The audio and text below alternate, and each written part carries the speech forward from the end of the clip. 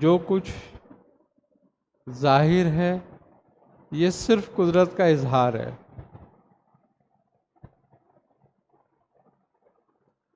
ورنہ سب کچھ جو تھا وہ عدم ہی تھا اور پھر عدم ہی ہو جائے گا۔ تو کہاں سے آیا اور کہاں گیا؟ عدم سے ہی آیا، عدم میں چلا گیا۔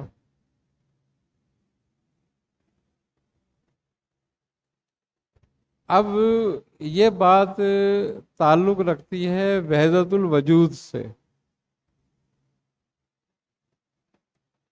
لیکن چونکہ وحدت الوجود کا سمجھنا آسان نہیں ہے،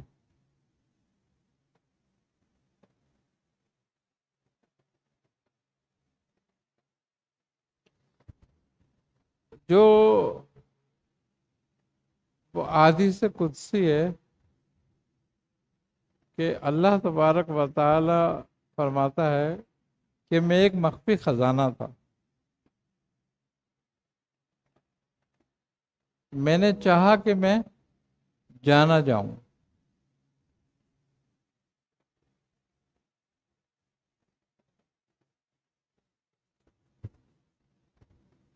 تو یہ جانا جانا جو ہے کہ میں جانا جاؤں، میں نے چاہا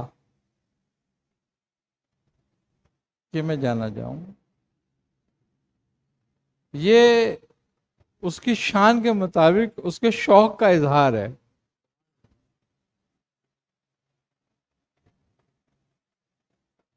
اللہ تعالیٰ کی تمام صفات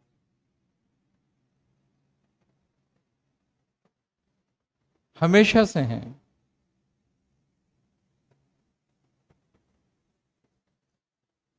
ان کا اظہار ہے تخلیق۔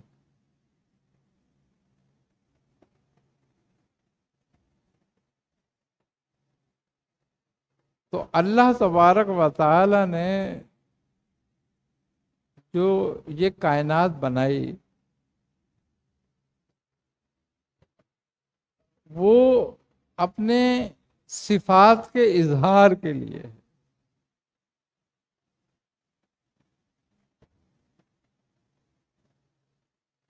ورنہ لوگوں کی، فرشتوں کی، انسانوں کی، جنوں کی، تمام مخلوق کی عبادت سے اس پر کچھ اثر نہیں ہے۔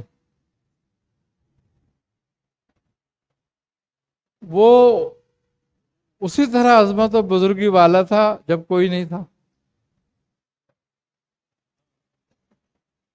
اور اب بھی وہ ویسے ہی عظمت و بزرگی والا ہے، اور جب کوئی نہیں ہوگا وہ ویسے بھی عظمت و بزرگی والا ہوگا۔ تو اس کا مطلب ہے عبادت سے تو اس پر کچھ اثر نہ پڑا۔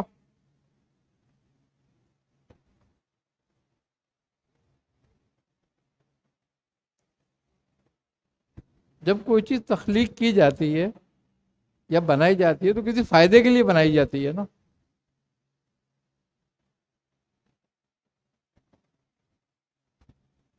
لیکن اللہ کا تو کچھ فائدہ نہیں اس میں،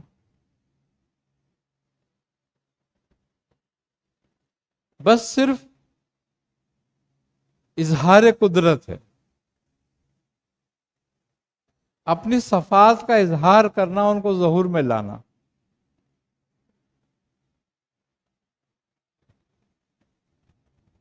یہ تھا سارا مسئلہ، ورنہ کوئی عبادت اللہ کی بزرگی اور عظمت میں اضافہ نہیں کرتی، اور کوئی نہ کرے تو کوئی کمی نہیں آتی۔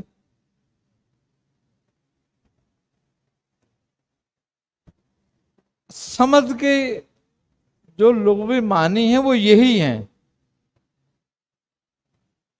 کہ کسی بھی اثر کو قبول نہ کرنے والا، یعنی کہ کوئی بھی اثر اس کی ذات یا صفات پر کچھ اثر نہیں ڈالتی،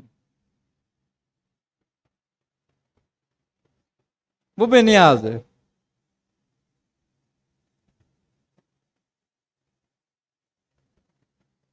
اب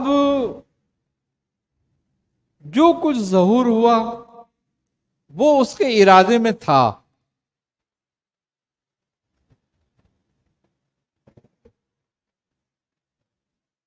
اور جو اس کے ارادے میں تھا اس کا اس نے اظہار کر دیا.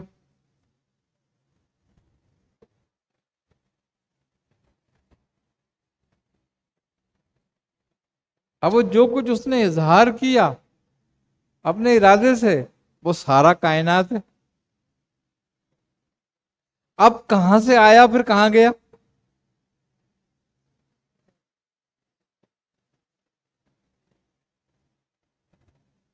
تو جس کے ارادے سے آیا اسی کے ارادے سے چلا گیا. تو اس کا مطلب یہی ہوا کہ انسان کا اپنا تو کچھ اختیار نہیں تھا. تو اس کا مطلب یہ ہے کہ پوری کائنات فرش سے لے کے عرش تک سب بے اختیار،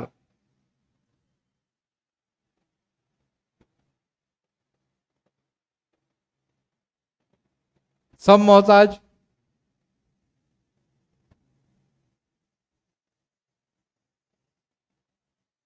نہ کوئی اپنی جان کا اختیار رکھتا ہے نہ کوئی اپنے نفع نقصان کا.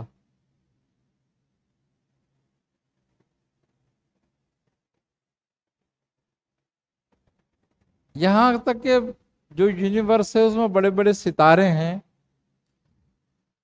جب اپنی عمر پوری کرتے ہیں تو دھماکے سے پھٹ جاتے ہیں، ختم ہو جاتے ہیں اور بلیک ہول میں تبدیل ہو جاتے ہیں.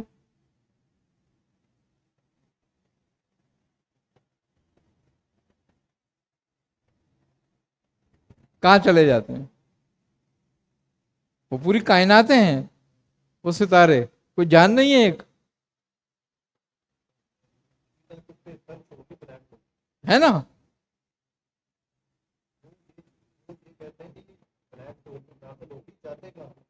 جاتے کہاں ہے؟ تو انسان کی حقیقت کیا ہے پھر؟ وہ پوری ایک کائنات ہے، ایک ستارہ.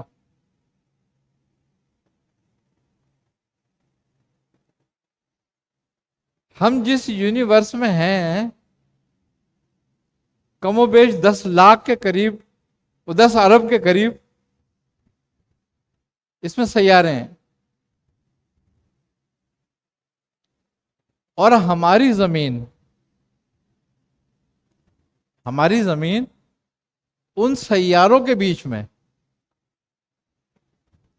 ایسی ہے جیسے ہتھیلی پر رکھا ہوا رائی کا دانہ.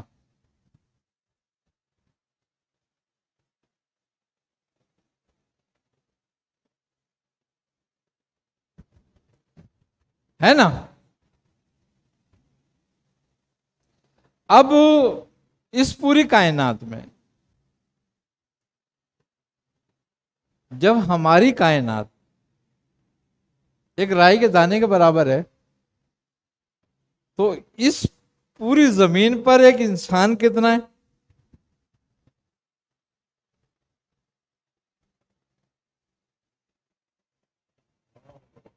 ہے؟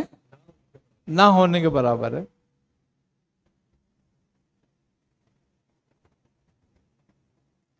مگر سب سے اشرف ہے.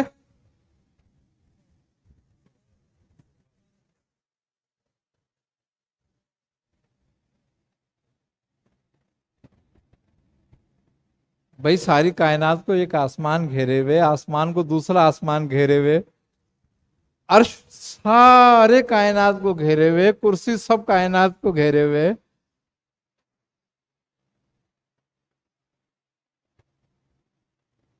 تو اتنی بڑی بڑی چیزیں، اتنی عالی شان، عظیم و شان،